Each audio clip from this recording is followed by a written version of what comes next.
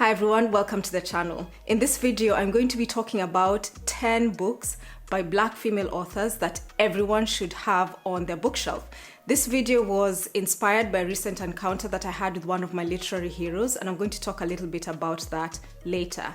Now, the thing is, I am old school when it comes to books. I like a good hardcover book. When I go on a holiday, half of my suitcase is basically books that I'm hoping to read. I always carry more books than what I actually end up reading.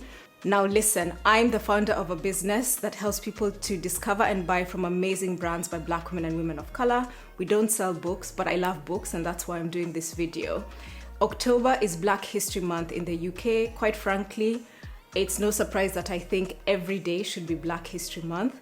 We are also around the corner from Christmas. I know some of you will be thinking about ideas for gifting. Some of you will be far away from your families and loved ones and you want to send them something wonderful in the post. So hopefully this video will give you some ideas for books for yourself. If you've not read some of them or if you've not read any of them, books by amazing Black female authors who you'll get to discover a little bit more about, and just books that make amazing gifts and look good on the shelf. So let's get straight into it. The first book on my list is Such a Fun Age by Kylie Reid. I absolutely adored this book. As you can see from the cover, there's bright pink writing and illustrations. And so you look at this gorgeous cover, but then what happens is as you read the book, you realize that this gorgeous cover has sucked you in, and there's some hard-hitting themes, some cringy moments that make this a really excellent book to read. Without giving any spoilers, this book explores the experiences of a Black woman in her mid-20s who has a caring role, and the themes that come out in this book are around race, around class, around that stage in your life where everything feels like it's effed up and you're just trying to find your way in this world. I think one of the key strengths of this book is all the cringy moments. It's a really contemporary and fresh take on things which, as Black women, microaggressions that we will have experienced. It's the kind of book where you can imagine the characters WhatsApping themselves stuff that's happened to them. This book made me go on Insta stories and be like, okay, is anyone else reading this book? Because I need a support group. I need someone to discuss it with. I think what Kylie has done here is just incredible. She has taken some hard-hitting themes and managed to weave them in a story that is funny, that is contemporary, that is fresh. There are characters who you expect to like, who you dislike. There's one character who I absolutely hate, and if anyone has encountered a Karen, there'll be no surprises for guessing who the Karen in this book is. I think this book would be a great gift for anyone in their 20s or anyone who's in caring responsibilities. So, if someone's a care assistant, nursing, someone's a childminder, I think they would find the book really interesting. I think it is a book that everyone would benefit from having in their shelves because it explores some really interesting themes around race. If you know anyone who loves sharp writing, or if you have that cool friend who goes to all of the museum openings and knows where all the cool restaurants are, I think she would really enjoy reading Kylie's book. One more thing to say is I think Kylie Reid is such a witty person. I had the privilege of watching a Zoom conversation where she was talking about her work and how she approached the book. She also has a great Twitter feed as well that I would encourage everyone to follow her. She takes time off when she's writing books, but when she's sort of out and about, I just love her posts and I just think she's really funny and cool. I am going to put all of the links to the books I've mentioned in the description box below. Some of these links will be affiliate links, so it's important for me to mention that, but I will also share links to a couple of independent bookstores because I know that there's some people like myself who prefer to buy books from independent bookshops. The second book is Americanah by Chimamanda Ngozi Adichie. Chimamanda needs no introduction. She is the award-winning author of Notes on Grief. Chimamanda is one of my literary heroes. I had the absolute privilege of watching her and Yomi in conversation at South Bank recently, where she was talking about her book Notes on Grief after the loss of her father, and then she subsequently lost her mother as well. I went to this talk with one of my heroes, Jude Kelly, and Jude surprised me and took me backstage and introduced me to Chimamanda after the talk. I had about 5 precious minutes with her where I told her how important her work has been to us. I feel like I've grown up as an adult with her work. And I feel like her work has represented different phases and stages of my life, and I was able to tell her that.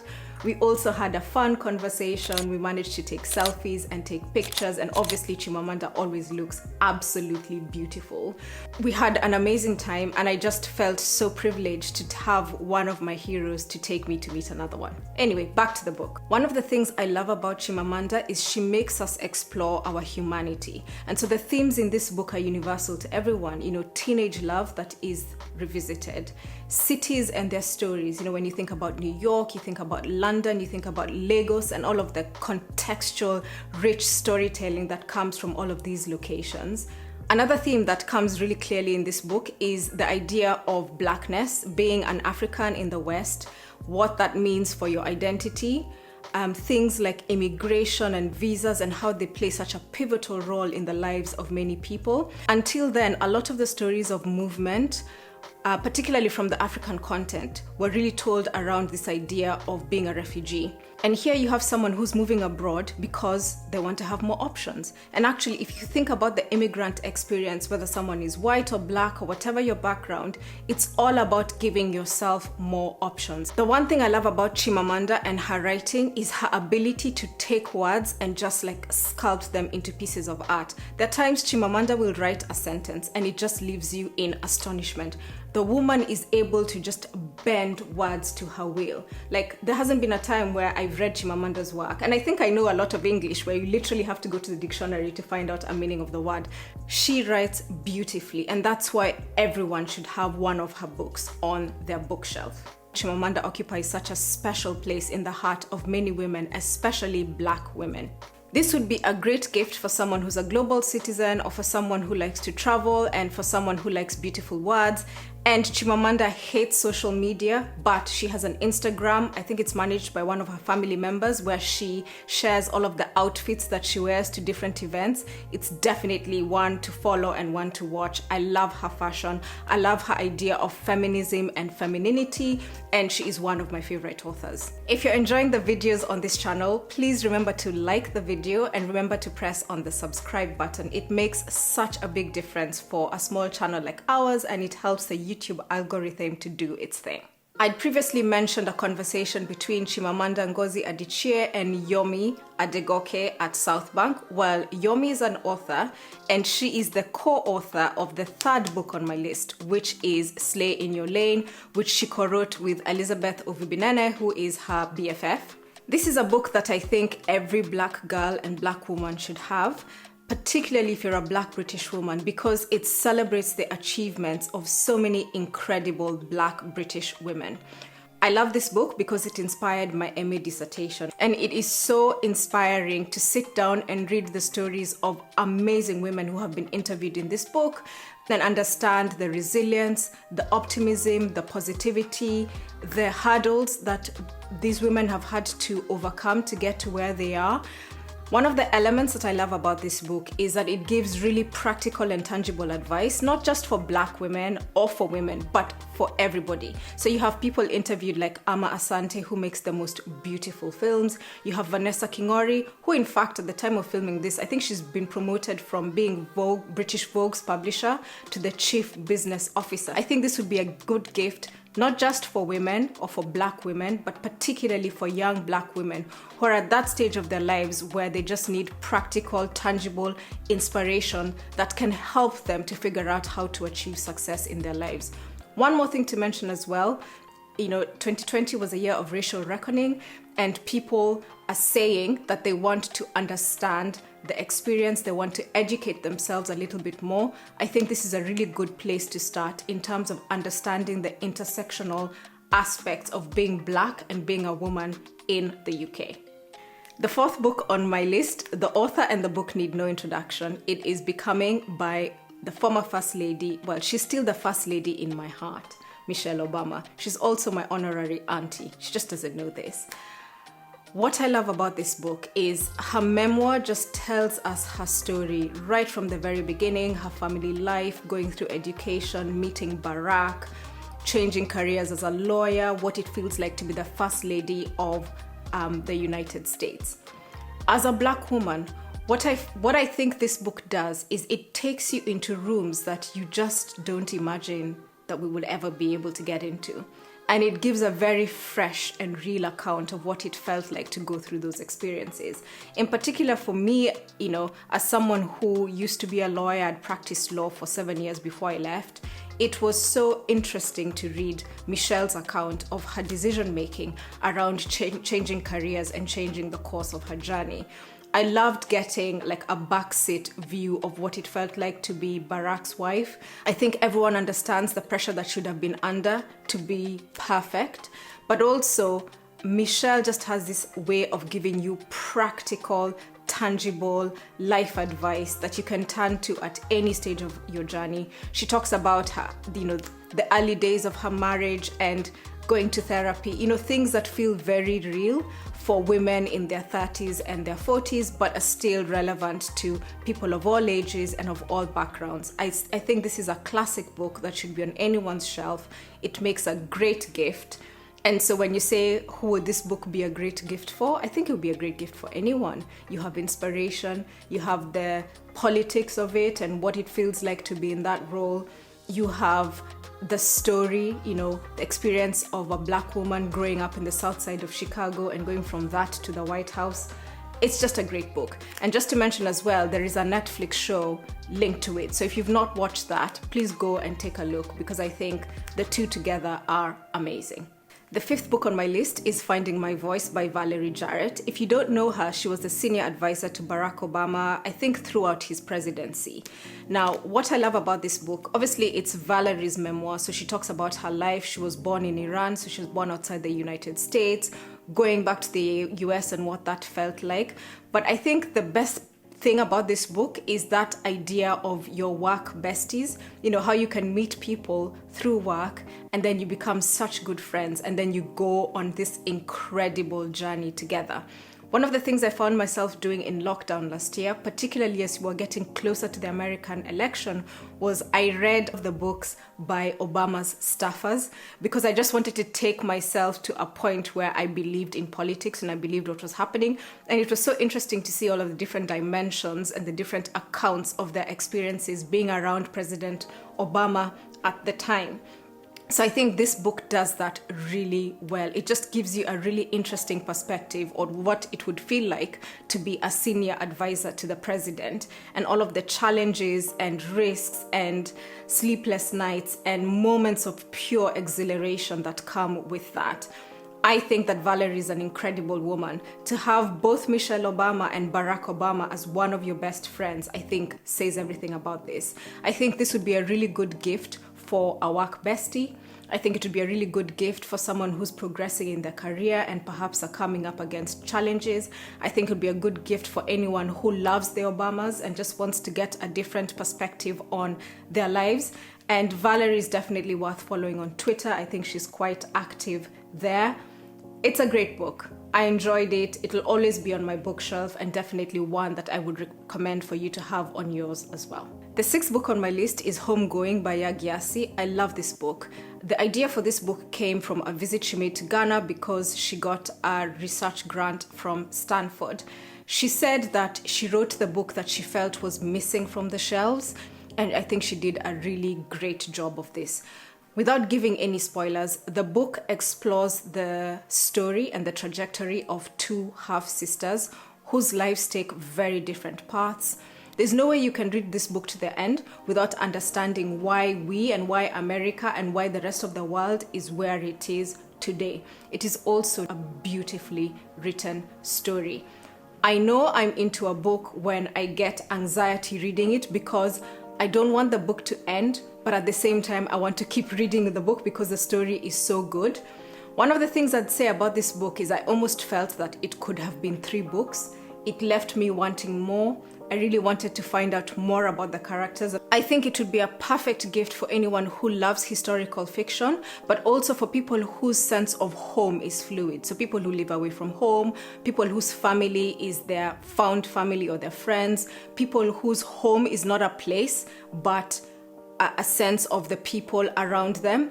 I just think it's a great book and it should be on everyone's bookshelf. Plus, it has a beautiful cover and looks amazing. The seventh book on my list is The Vanishing Half by Brit Bennett. First of all, let's talk about the cover. I think the cover does such a great job of capturing the essence of the story. And as you read through this book, you just get to a point where you understand why the book is called The Vanishing Half. Again, no spoilers, but it captures the story of twins and how different their life trajectories are when one decides to live her life as a white passing woman and the other doesn't. And so it's very interesting for me, actually, just having spoken about homegoing, to be speaking about another book that explores the experiences of sisters. And what I think this book does really well is it just enables you to understand how for both of those sisters, life would have been exhausting. And I think what Brit does really well is to just go into the detail of that and tell that story beautifully. It's a type of book that really sucks you in, and it's like when you're not reading it, you keep thinking about it, and when you're reading it, it's like you want everything else to disappear until you get to the end of the book and you understand where the story is going. With writers like this, you see them in conversation and you watch them in interviews and you absolutely love them. Brit is no exception. I watched one of her recent interviews and you're just like, how are they able to just find the words and explain things so well? I think this book would make a great gift for anyone who is interested in history, who wants to understand race a little bit more, but obviously within a fictional context, who loves beautiful writing, who loves writing that has a sense of detail. I think it should be on every bookshelf. It's a great book. It's one that I highly recommend. This book feels like watching a movie. I loved what Candice Carty-Williams said about this book. She's like, the detail and feeling showcased in every sentence Brit Bennett writes is breathtaking.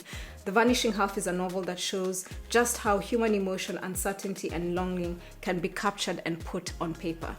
And I cannot agree more. And speaking of Candice Carty-Williams, the next book on my list is going to be her book, Queenie.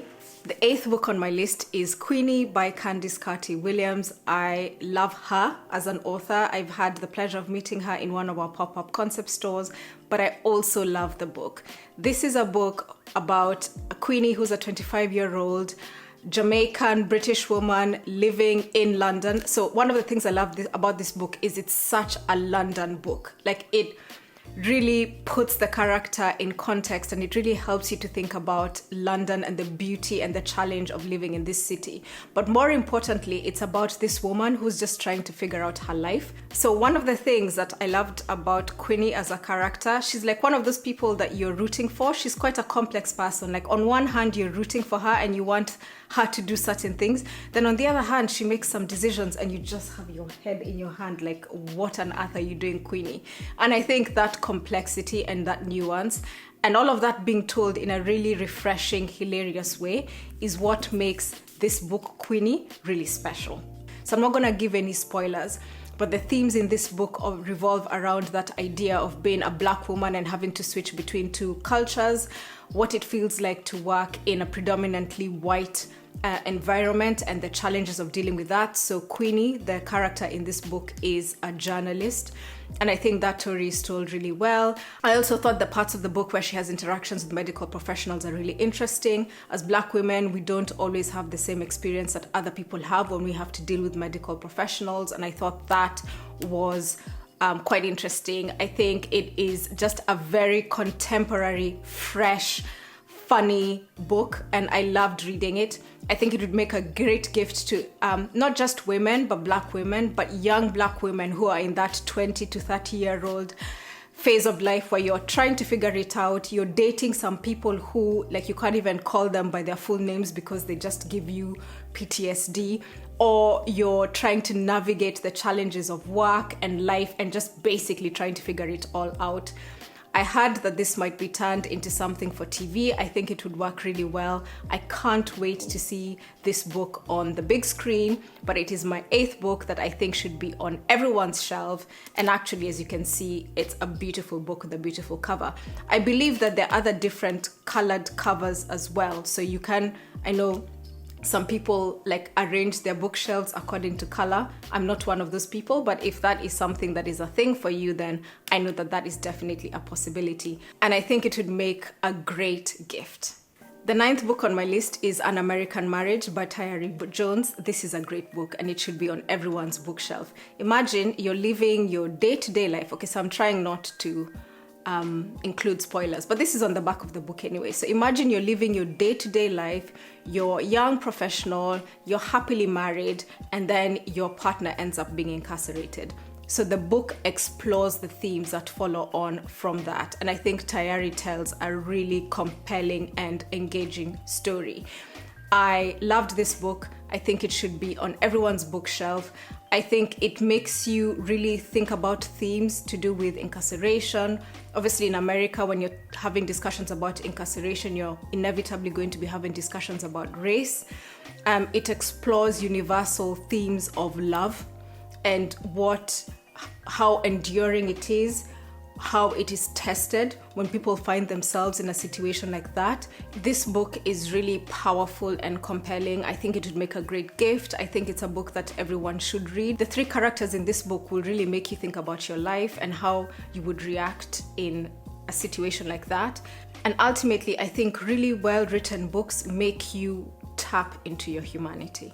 The 10th book on my list, which I think should be on everyone's bookshelf, is Gabrielle Union's first book, We're Going to Need More Wine. Now, I know she's just released a book recently called You Got Anything Stronger, but this book feels like, you know that feeling when you have a new friend and it's so exciting and you're just talking to them and you're sharing aspects of your life? I think that is what this book captures so well. Gabrielle Union is a natural storyteller, and in the book she explores like her life and themes, and some of the themes are quite heavy themes around sexual abuse, family, race, work. And I think it's just one of those all-rounder books where through covering her life story, she just helps you to feel inspired and warmer and motivated, but with that very relaxed, chilled vibe like you're talking to a friend. And I think that's why it would make such a good gift. It's quite unexpected. It's not necessarily a book that everyone might have. So for example, I'm sure there'd be many people watching this video who have Becoming or have Americanah or have Homegoing on their list. Like, those are classic books that you would expect to find on every bookshelf. But this one, I think, is one that not everyone might necessarily have reached for. But when I started reading it, I found myself reaching for it more and more. And I just wanted to get through it, and I wanted to get through Gabrielle Union's story.